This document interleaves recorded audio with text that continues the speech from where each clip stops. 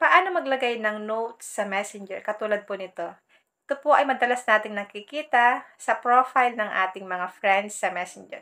Ito lang po ang gagawin nyo para makapaglagay din tayo ng ganito sa ating Messenger. Punta lang tayo sa ating Messenger.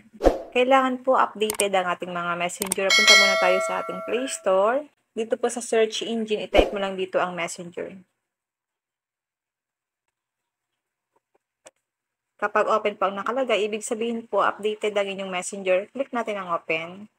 Kailangan po makita nyo dito ang inyong profile at meron dapat siyang plus sign. Meron na pong mga notes ang mga ibang friends natin dito. Ganyan siya guys. Meron siyang nakasulat. Paano po ba maglagay ng notes na katulad niyan? Click mo lang ang plus sign. Dito, share a thought. Ilagay lang natin dito ang ating notes. Halimbawa, ilagay natin dito.